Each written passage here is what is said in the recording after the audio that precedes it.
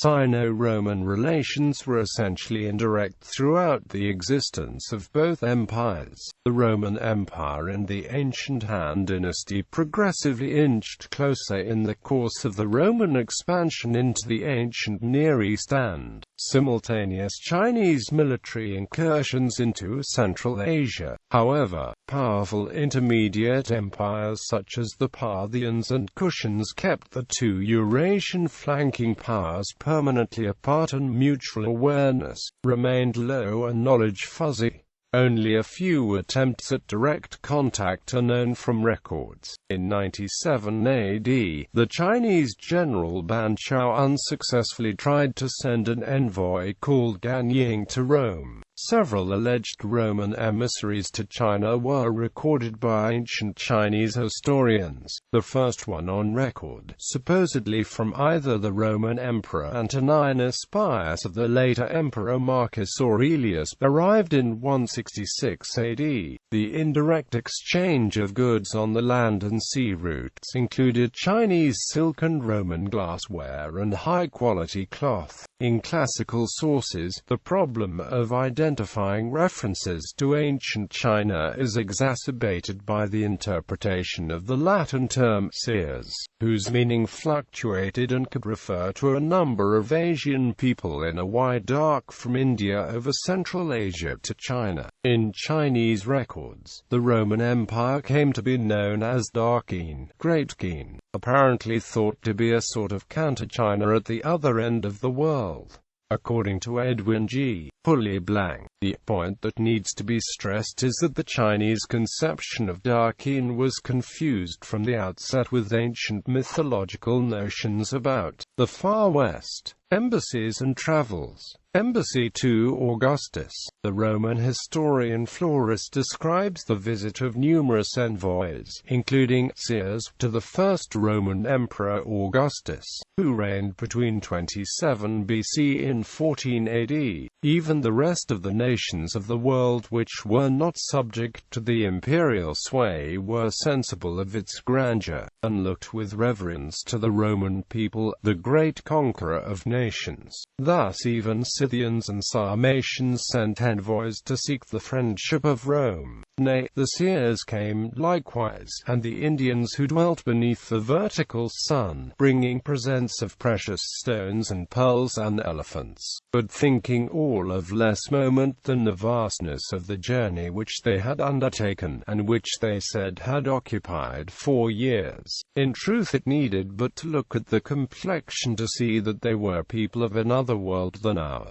Envoy Gan Ying in 97 CE, a Chinese envoy named Gan Ying, sent by the general Ban Chao, made his way from the Tarim Basin to Parthia and reached the Persian Gulf. Gan Ying left a detailed account of Western countries, although he apparently only reached as far as Mesopotamia, then under the control of the Parthian Empire. While he intended to sail to the Roman Empire, he was discouraged when told that the dangerous trip could take up to 2 years. Deterred, he returned home to China bringing much new information on the countries to the west of Chinese-controlled territories. Gan Ying is thought to have left an account of the Roman Empire which relied on secondary sources, likely sailors in the ports which he visited. The Huanshu locates it in Haishi. Its territory extends for several thousands of li. They have established postal relays at intervals, which are all plastered and whitewashed. There are pines and cypresses, as well as trees and plants of all kinds.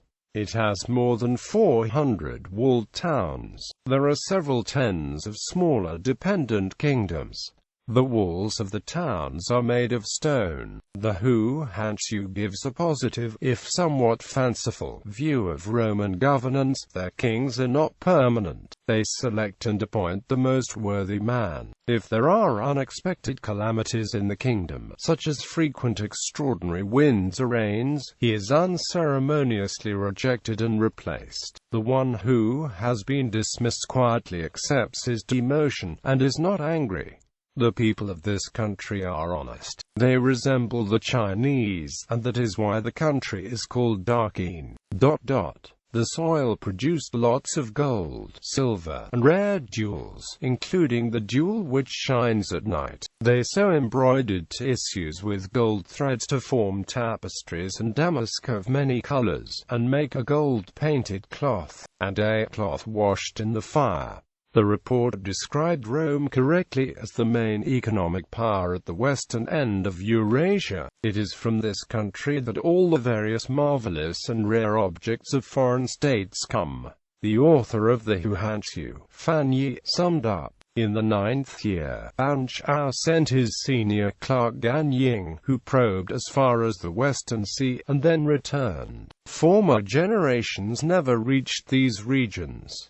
The Shanjing gives no details on them. Undoubtedly he prepared a report on their customs and investigated the precious and unusual. After this, distant kingdoms Menchi and Dul all came to submit and sent envoys offering tribute. Eastern travels of Mastitianus, an ancient Roman traveler, penetrated farthest east along the Silk Road from the Mediterranean world. In the early 2nd century or at the end of the 1st century CE, during a lull in the intermittent Roman struggles with Parthia, his party reached the famous stone tower, which, according to one theory, was Tashkorgan in the Pamirs. According to other writers, the stone tower must have been located in the Alai Valley, west of Kashgar. First Roman embassy. Direct trade links between the Mediterranean lands and India had been established in the 1st century BCE, after Greek navigators learned to use the regular pattern of the monsoon winds for the trade voyages in the Indian Ocean. The lively sea trade in Roman times is confirmed by the excavation of large deposits of Roman coins along much of the coast of India. Many trading ports with links to Roman communities have been identified in India and Sri Lanka along the route used by the Roman mission. The first group of people claiming to be an ambassadorial mission of Romans to China was recorded in 166 AD by the Hypothetical. The embassy came to Emperor Wan of Han China from Andan, king of Dakin, as Antoninus Pius died in 161, leaving the empire to his adoptive son Marcus Aurelius, and the envoy arrived in 166.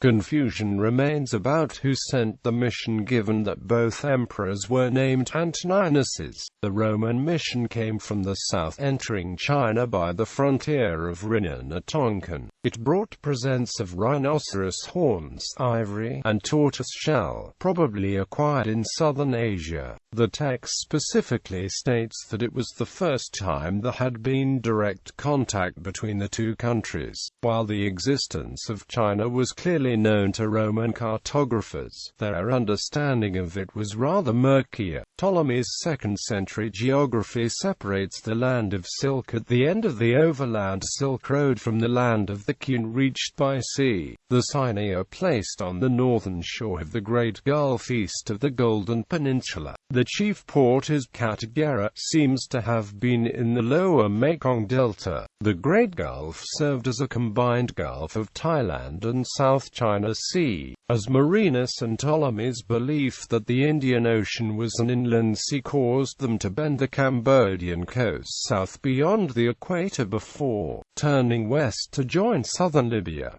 Much of this is simply given as unknown lands, but the northeastern area is placed under the Sinai. Other Roman embassies. The Liangshu records the arrival in 226 A.D. of a merchant from the Roman Empire at Jiaozhi. The prefect of Jiaozhi sent him to Sun Quan, who asked him for a report on his native country and its people. An expedition was mounted to return the merchant along with 10 female and 10 male, blackish-colored dwarfs he had requested as a curiosity, and Chinese officer who, unfortunately, died en route. An account appears about presents sent in the early 3rd century by the Roman Emperor to Cao Rui of the Kingdom of Wei in northern China. The presents consisted of articles of glass in a variety of colors. While several Roman emperors ruled during this time, the embassy, if genuine, may have been sent by Severus Alexander, since his successors reigned briefly and were busy with civil wars. Another embassy from Duquesne is recorded in the year 284 as bringing presents to the Chinese Empire. This embassy presumably was sent by the Emperor Carus, whose short reign was occupied by war with Persia. Chinese annals record other contacts with merchants from Fulin, the new name used to designate the Byzantine Empire. The continuation of the Roman Empire in the East, taking place in 643 during the reign of Constans II. Other contacts are reported taking place in 667, 701, and perhaps 719, sometimes through Central Asian intermediaries. Still other contacts are recorded by the Chinese in the 11th century.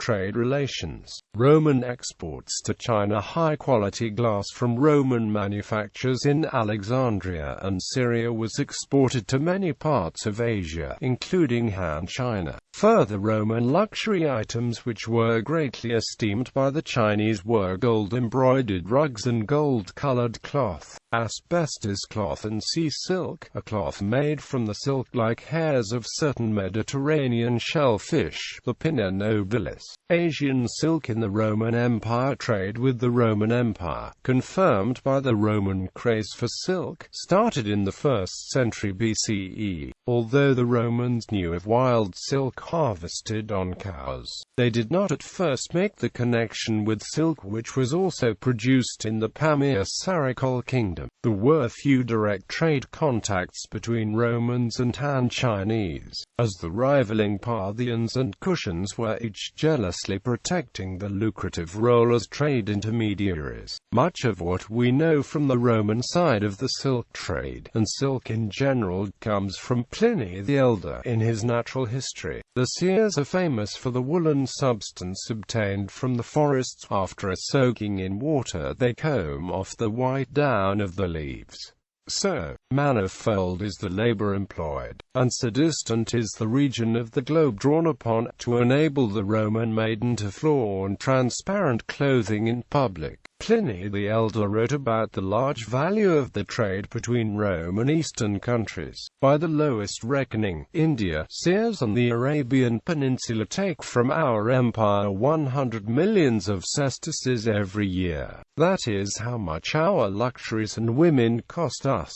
Yet, later in the same work, he writes, the larva then becomes a caterpillar, after which it assumes the state in which it is known as bombulusses, then that called nesidelusses, and after that, in 6 months, it becomes a silkworm. These insects weave webs similar to those of the spider, the material of which is used for making the more costly and luxurious garments of females, known as bombicina. Pamphile, a woman of Kos, the daughter of Plataea, was the first person who discovered the art of unraveling these webs and spinning a tissue therefrom. Indeed, she ought not to be deprived of the glory of having discovered the art of making vestments which, while they cover a woman, at the same moment reveal her naked charms. The Senate issued, in vain, several edicts to prohibit the wearing of silk, on economic and moral grounds. The importation of silk caused a huge outflow of wealth, and silk clothes were considered to be decadent and immoral. I can see clothes of silk, if materials that do not hide the body, nor even one's decency, can be called clothes.